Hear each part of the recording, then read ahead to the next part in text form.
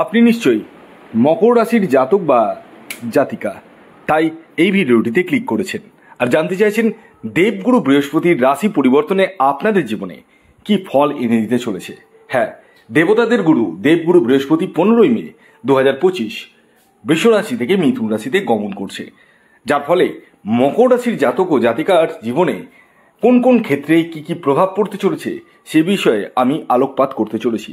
ভিডিওটি খুব ইনফরমেটিভ হতে চলেছে, তাই ভিডিওর এতটুকু অংশ কিন্তু আপনারা মিস করবেন না। আমি আপনাদেরকে গোচর হিসাবে বুঝাবো, মানে দেবগুরু বৃহস্পতি আপনাদের কোন হাউসে ট্রানজিট করছে এবং কোন কোন ঘরে দৃষ্টি পড়ছে। যে হাউসে ট্রানজিট করছে এবং যে যে ঘরে দৃষ্টি পড়ছে সমস্ত ঘরে কিন্তু অ্যাক্টিভেট হয়ে যাচ্ছে, যার ফলে আপনাদের জীবনে সেই সমস্ত ঘটনাগুলোই ঘটবে যে ঘরে দৃষ্টি পড়বে এবং যে ঘরে বসবে। তবে শুরুতে একটি কথা বলে দিই, এই যে রাশিফলটি আমি প্রেজেন্ট করছি সেটি চন্দ্র রাশি ধরে, এটা কারো ব্যক্তিগত বার্চার বিশ্লেষণ নয়, তাই ভিডিওটি আপনারা চন্দ্র রাশি ধরেই দেখুন। যারা আমার সাথে পরামর্শ করবো ভাবছেন তারা স্ক্রিনে দেওয়া হোয়াটসঅ্যাপ বুকিং নাম্বারে যোগাযোগ করতে পারেন। খেয়াল রাখবেন, এটি অনলাইন সার্ভিস এবং এটি ফ্রি সার্ভিস নয়। আপনাদের হচ্ছে মকর রাশি, আর দেবগুরু বৃহস্পতি আপনাদের 6th হাউসে ট্রানজিট করছে, মানে 5th হাউস থেকে 6th হাউসে আসছে 15ই মে 2025 এবং এই 6th হাউসে পুরো 12 বছর পর আসছে এবং টানা আগামী 1 বছর কিন্তু এই 6th হাউসেই দেবগুরু বৃহস্পতির অবস্থান থাকতে চলেছে। দেখুন, দেবগুরু বৃহস্পতি 15ই মে 2025 যখন ট্রানজিট করবে 5th হাউস থেকে আসবে 6th হাউসে। 6th হাউস আমরা রোগ ঋণ শত্রুতাকে বোঝাই, সেই জায়গাটাতে বসছে এবং 12 হাউসে দৃষ্টি পড়ছে। তো কি হবে আসুন জেনে নেওয়া যাক। দেখুন, 12 হাউস হচ্ছে খরচার জায়গা, 12 হাউস বিদেশ যাত্রাকে বোঝায়, 12 হাউস হসপিটালের জায়গাটাকে বোঝায়। তো একটা কথা বলতে পারি, যাদের ফরেন কানেক্টিভিটি রয়েছে তাদের ক্ষেত্রে কিন্তু যথেষ্ট শুভ।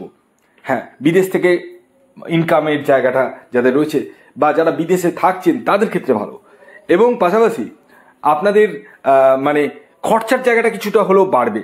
তবে একটা জিনিস কি বলুন তো, যেহেতু বৃহস্পতির ঘরে পড়ছে 12 হাউস, তো সেই ক্ষেত্রে একটা জিনিস হবে যে আপনাদের খরচা তো হবে, কিন্তু আপনাদের ডিজায়ারগুলো, মানে অনেকদিনকার কোনো স্বপ্ন রয়েছে, ইচ্ছে রয়েছে, সেটা পূরণ করেননি, এখনো পারেননি, কোনো জায়গায় ইনভেস্টমেন্ট করবো ভাবছেন, সেই জায়গাগুলো কিন্তু হওয়ার সম্ভাবনা রয়েছে। এবং 6th হাউসে বসার ফলে কিছুটা অংশে ঋণের জায়গাটা বাড়বে, এটা লিখে রাখতে পারেন। এবং শত্রুতা বৃদ্ধি, মানে মানুষের উন্নতি হলে তো পাশাপাশি আগাছা জন্মায়, তো সেই আগাছা কিন্তু জন্মাবে, তাই আপনাদেরকে একটু কেয়ারফুলি থাকতে হবে। কাউকে মনের কথা পেটের কথা কিন্তু খুলে বলবেন না, এটাই আমি বলবো। এছাড়াও দেবগুরু বৃহস্পতির দৃষ্টি পড়ছে 3rd হাউসে। 3rd হাউস মানেই ট্রাভেলিং এর জায়গা বোঝায়, মানে যারা ট্যুর অ্যান্ড ট্রাভেলিং এর বিজনেস করছেন তাদের ক্ষেত্রে ভালো, এবং আপনাদের ক্ষেত্রেও লং টার্ম শর্ট টার্মের ট্রাভেল হওয়ার কিন্তু সম্ভাবনা রয়েছে। এবং আপনাদের সাহস পরাক্রমের জায়গাটা বৃদ্ধি পেতে চলেছে, যে কোনো কাজে উদ্দীপনা, যে করবো লড়বো জিতবো, এই যে একটা ইচ্ছে শক্তি, সেটা কিন্তু আপনাদের ফিরে আসতে চলেছে। হ্যাঁ, এছাড়াও দেবগুরু বৃহস্পতি 6th হাউসে বসার ফলে আপনাদের ফ্যাট গেন হওয়া, চর্বি গেন হওয়া, এগুলো হওয়ার সম্ভাবনা রয়েছে। ডাইজেস্টিক সমস্যা আসার সম্ভাবনা রয়েছে। খাওয়া দাওয়ার বিষয়ে একটু কেয়ারফুল হতে হবে, এবং আপনার যারা সিনিয়র রয়েছে তাদের সাথে মতের অমিল বা মত পার্থক্য তৈরি হতে পারে। নিজের রাগকে কিন্তু একটু কন্ট্রোল করতে হবে, না হলে কিন্তু একটু সমস্যা আসতে পারে। হ্যাঁ, সবটাই তো ভালো নয়, কিছু কিছু জায়গাতে সমস্যা রয়েছে, তাই আমি আপনাদেরকে বোঝানোর চেষ্টা করলাম যে সিনিয়রদের সাথে একটু পোলাইটভাবে ব্যবহার করবেন, এবং আপনাদেরকে একটু মানে সফট হতে হবে, হার্ড নয়। তো সেক্ষেত্রে কিন্তু আপনাদের যথেষ্টই ভালো। এছাড়াও দেবগুরু বৃহস্পতি দৃষ্টি পড়ছে 10th হাউসে। 10th হাউস কি দেখায়? 10th হাউস মানে কাজের জায়গা দেখায়। তার মানে দেবগুরু বৃহস্পতি দৃষ্টি 10th হাউসে পড়ার ফলে কাজের জায়গাতে প্রগতি হওয়ার সম্ভাবনা রয়েছে, মানে যারা বেকার রয়েছেন তাদের কর্মপ্রাপ্তি হওয়ার সম্ভাবনা রয়েছে, এবং যারা অলরেডি চাকরি করছেন তাদের ক্ষেত্রে কিন্তু প্রমোশনের জায়গাটা কিন্তু রয়েছে।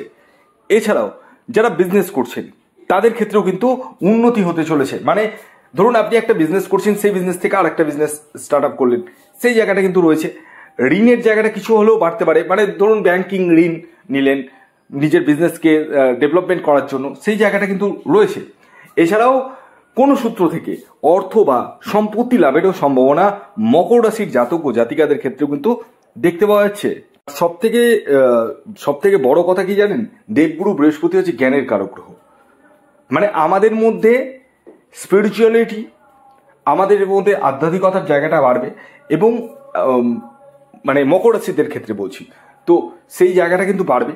এবং সবচেয়ে বড় কথা হচ্ছে কি বলুন তো, এই যে দেবগুরু বৃহস্পতি ট্রানজিট করার ফলে আপনাদের ধীরে ধীরে মানে মন মানসিকতার জায়গাটা কিন্তু অনেকটাই প্রশস্ত হবে, একটু দয়াবান হবেন, সেই জায়গাটা কিন্তু দেখতে পাওয়া যাচ্ছে। এছাড়াও মকর রাশির কিন্তু এখন শনির সাড়ে সাথীও নেই, ঢাইয়াও নেই, শনি সাড়ে সাথী থেকে মুক্তি লাভ অলরেডি করেছেন, শনি থার্ড হাউসে বসে রয়েছে। তো এই জায়গা থেকে একটা পজিটিভনেস তো রয়েছেই, কিন্তু একটা কথা বলি, কাউকে বিশ্বাস করে অর্থ কিন্তু ধার দেবেন না। এই অর্থ ধার দিলে কিন্তু সেই অর্থ ফেরত নাও পেতে পারেন, একটু কেয়ারফুলি চলতে হবে। এবং মানুষকে মানে মনের কথা পেটের কথা কিন্তু খুলে বলবেন না আগামী একটা বছর। এছাড়াও দেবগুরু বৃহস্পতির দৃষ্টি সেকেন্ড হাউসে পড়ছে। সেকেন্ড হাউস মানে আমাদের কুটুম্বের জায়গাটাকে বোঝায়, আমাদের মুখের বাণীকে বোঝায়, ধনকে বোঝায়, মানে অর্থ, ব্যাংক ব্যালেন্স, সেই জায়গাটা কিন্তু রয়েছে। হতে পারে আপনারা কোনো জায়গায় মানে শেয়ার মার্কেটে বলুন বা কোনো কিছুতে বলুন ঋণ করে হলেও টাকা ইনভেস্ট করেছেন, এটাও হতে পারে। এবং আপনাদের মধ্যে মানে মুখের বাণী কিছুটা হলেও মধুরতা দেখতে পাওয়া যাচ্ছে। এবং আপনার পরিবার পরিজন আত্মীয় স্বজনদের কিছু অংশ হলেও হেল্প কিন্তু পাবেন, বিশেষ করে শ্বশুরালয় থেকে হেল্প পাওয়ার সম্ভাবনা রয়েছে।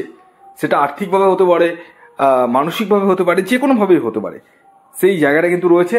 তবে একটা কথা বলি, দেবগুরু বৃহস্পতি এই যে রাশি পরিবর্তন সিক্সথ হাউসে বসার ফলে আপনাদের ফ্যাট গেন হওয়া, চর্বি বৃদ্ধি পাওয়া এবং লিভারের সমস্যা আসার কিন্তু সম্ভাবনা রয়েছে। একটু কেয়ারফুল হতে হবে। যে কোনো সমস্যা আসলে কোনো অ্যাস্ট্রোলজার নয়, ডক্টরের সাথে একদম ডাইরেক্টলি পরামর্শ করুন এবং সেই জায়গা থেকে বেরিয়ে আসুন। তো এই ছিল দেবগুরু বৃহস্পতির রাশি পরিবর্তনে মকর রাশির জাতক ও জাতিকার জীবনে কি কি ঘটনা ঘটতে চলেছে তা নিয়ে ভিডিও। যদি ভিডিওটি ভালো লাগে অবশ্যই লাইক করে দিন, শেয়ার করে দিন, সাবস্ক্রাইব না করে থাকলে সাবস্ক্রাইব করে পাশের বেল আইকনটিকে প্রেস করে দিন, যাতে নিত্য নতুন ভিডিও নোটিফিকেশন আপনারা আপনাদের ফোনে পেতে পারেন। ধন্যবাদ।